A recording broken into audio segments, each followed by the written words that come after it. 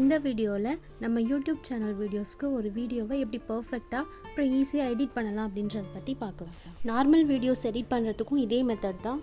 ஒரு வீடியோவை எடிட் பண்ணுறதுக்கு தேவையான எல்லா கான்செப்டையுமே நான் இந்த வீடியோவில் கவர் பண்ணியிருக்கேன். ஸோ கிளியராக பாருங்கள், ஸ்டெப் பை ஸ்டெப்பாக எக்ஸ்பிளைன் பண்ணுறேன்.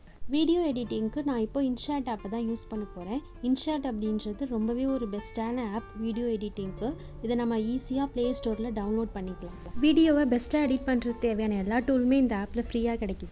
இன்ஷாட் ஆப்பில் வாட்டர் மார்க் இல்லாத குவாலிட்டியான வீடியோஸை நம்ம ஈஸியாக க்ரியேட் பண்ணிக்க முடியும். ஃபஸ்ட் நம்ம இன்ஷாட் ஆப்பை ப்ளே ஸ்டோரில் டவுன்லோட் பண்ணிக்கணும். இன்ஷாட் ஆப்பை ஓப்பன் பண்ணதுக்கப்புறம் இதில் வீடியோ அப்படின்ற ஆப்ஷனை கிளிக் பண்ணிவிட்டு இதில் நியூ அப்படின்ற ஆப்ஷனை கொடுத்துக்கணும்.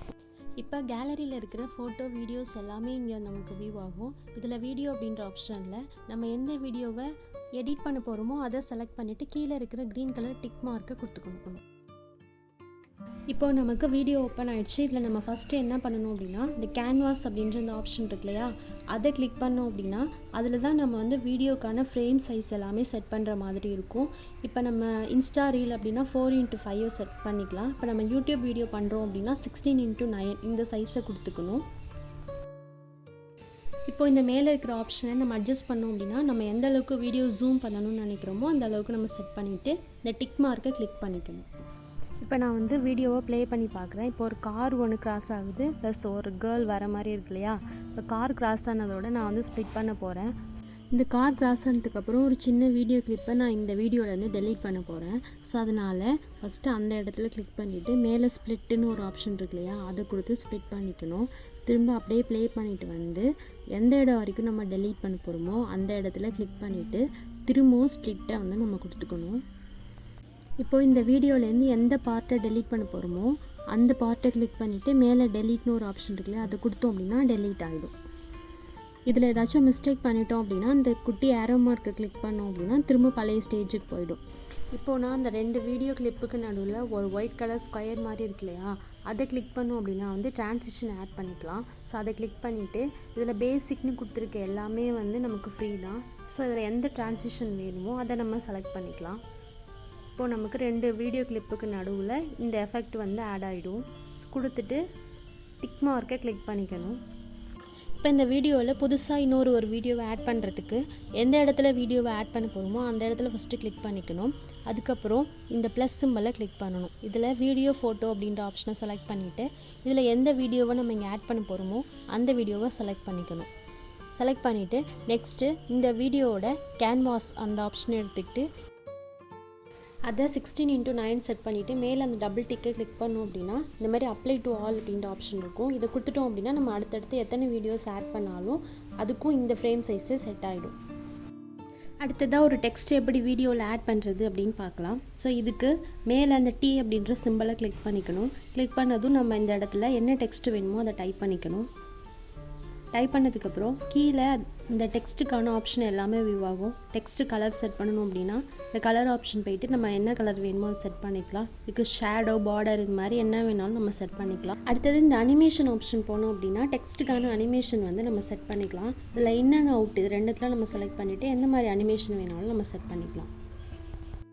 டெக்ஸ்ட்டுக்கான செட்டிங்ஸ் எல்லாம் கொடுத்ததுக்கப்புறம் இந்த ரைட் சைடு கார்னரில் இருக்கிற அந்த டிக் மார்க்கை கொடுத்துக்கணும். ஸோ கொடுத்துட்டோம் அப்படின்னா டெக்ஸ்ட் வந்து நம்ம வீடியோவில் செட் ஆகிடும். இப்போ இந்த டெக்ஸ்ட் வந்து நம்ம வீடியோவில் எது வரைக்கும் வியூ ஆகணும்னு நினைக்கிறோமோ அது வரைக்கும் அப்படியே ட்ராக் பண்ணி நம்ம செட் பண்ணிக்கலாம். நெக்ஸ்ட் இதில் ஸ்டிக்கர் ஆட் பண்ண போகிறோம். அதுக்கு ஸ்டிக்கர் அப்படின்ற இந்த ஆப்ஷன் பண்ணிக்கணும். இதில் நமக்கு நிறைய ஃப்ரீ ஸ்டிக்கர்ஸ் வந்து அவைலபிளாக இருக்கும்.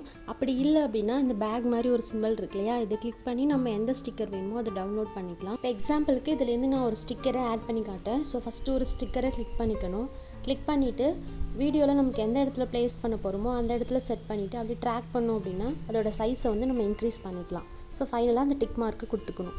இப்போ வீடியோவில் எது வரைக்கும் இந்த ஸ்டிக்கர் வியூ ஆகணும்னு நினைக்கிறோமோ அது வரைக்கும் ட்ராக் பண்ணிக்கணும். ஸோ ஃபைனலாக அந்த டிக் மார்க்கை கொடுத்துக்கணும். ஸோ அப்போ தான் நமக்கு வந்து ஸ்டிக்கர் இந்த இடத்துல செட் ஆகும். நெக்ஸ்ட்டு நம்ம வீடியோவில் மியூசிக் ஆட் பண்ண போகிறோம். அதுக்கு மியூசிக் அப்படின்ற இந்த ஆப்ஷனை கிளிக் பண்ணிக்கணும். இதில் ட்ராக் அப்படின்ற ஆப்ஷனை செலக்ட் பண்ணிவிட்டு இதில் மை மியூசிக் அப்படின்ற இந்த ஆப்ஷனை கொடுத்துக்கணும்.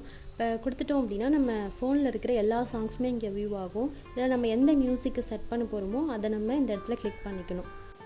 அதுக்கப்புறம் அந்த மேலே வால்யூம் அப்படின்ற ஆப்ஷன் இருக்கு இல்லையா, அதை கிளிக் பண்ணிவிட்டு நம்ம மியூசிக்கோட சவுண்ட் வந்து இன்க்ரீஸ் பண்ணிக்கலாம் அல்லது டெக்ரீஸ் பண்ணிக்கலாம். ஸோ கொடுத்துட்டு மேலே இருக்கிற அந்த டிக் மார்க்கை கொடுத்துக்கணும்.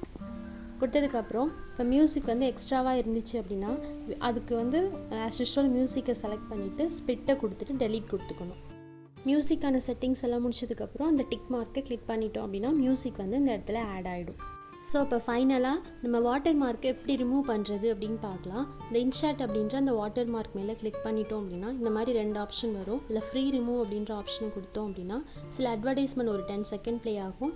அதுக்கப்புறம் ஆட்டோமேட்டிக்காக உங்களுக்கு வாட்டர் மார்க் வந்து ரிமூவ் ஆகிடும்.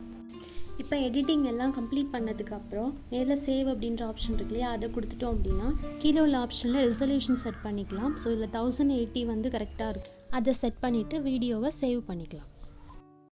இது மாதிரி யூஸ்ஃபுல்லான வீடியோஸ்க்கு ஜிஎஸ் தமிழ் சேனலை சப்ஸ்கிரைப் பண்ணுங்கள். மறக்காமல் அந்த லைக் பட்டனை ப்ரெஸ் பண்ணுங்கள். இந்த வீடியோ இதோட முடியுது. நன்றி.